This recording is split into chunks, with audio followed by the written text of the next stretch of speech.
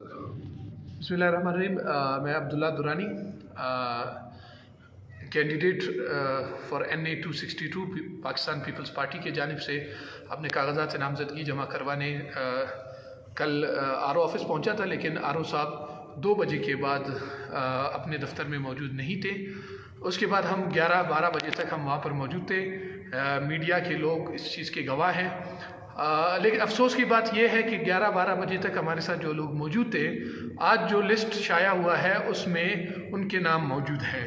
आप सहाफ़ी हजरात के साथ मेरा एक वीडियो भी मौजूद है, जिसमें मैंने अपना एक वीडियो पैगाम जारी किया था और उसमें मैंने नवाब सलमान खिलजी साहब का जिक्र किया, मुस्लिम लीग नून के उम्मीदवार। वो मेरे साथ पीछे बैठे हुए थे और हमारे साथ वो बहुत देर तक बैठे थे और सुबह उनका नाम जो है लिस्ट में आखिरी नाम उनका होता है। और भी बहुत से कैंडिडेट हैं जिनका हमारे दूसरे दोस्तों के साथ कैंडिडेट थे। मैं पाकिस्तान पीपल्स पार्टी की जानिब से मैं उसका स्टूडेंट विंग का सूबाई जनरल सेक्रेटरी हूँ।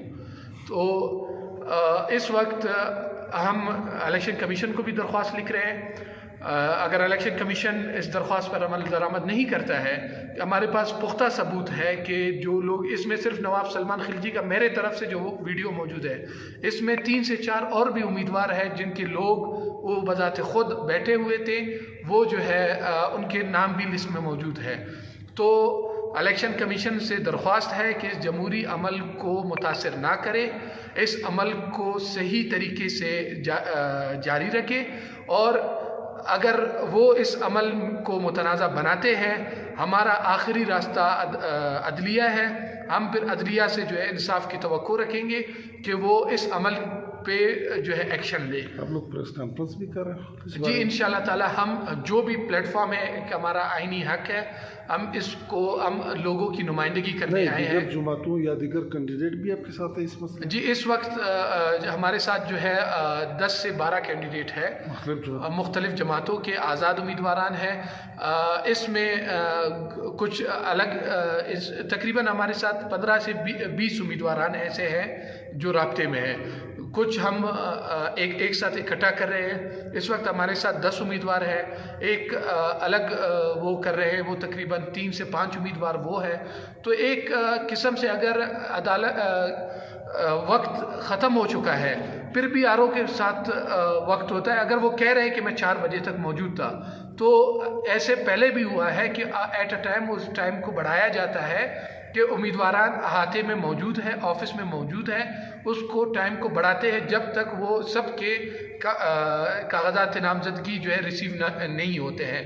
तो अगर ये पूरा अमल सिर्फ एक शख्स को रोकने की खातिर था, तो इसमें बाकी लोगों को क्यों इस तरीके से उनको विक्टिम बनाया गया है। तो मैं सहाफ़ी हजरात से दरख्वास्त करता हूँ, तमाम वकला बिरादरी से, को रोकने क्या होता? सर मैं समझता हूँ कि जमहूरी अमल है, उसमें किसी को रोकना नामुनासिब है। लेकिन जो चीज़ मैंने देखा वो आप सब सहाफ़ी हजरात को पता है कि किसको रोका गया, किसको नहीं रोका गया। तो अब इस अमल को जो है फिलफौर इसको साफ़ सुथरा अमल बनाया जाए और इस पे वकला बिरादरी, सहाफ़ी हजरात, तमाम सियासी जमातें, तमाम जमहूरियत पसंद लोग। उस शख्स ने तो सुप्रीम कोर्ट में केस किया, सुप्रीम कोर्ट के 9 दिसंबर को पेशी भी है इसमें DCT के हवाले से।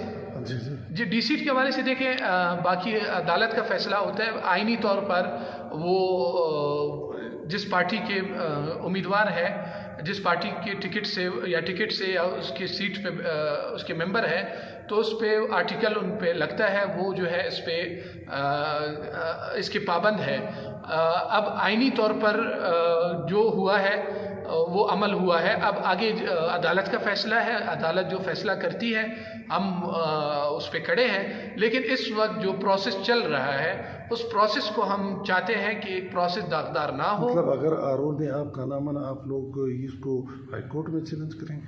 जी, हम इसको जो है हम इस पे CP दायर करने जा रहे हैं। सही।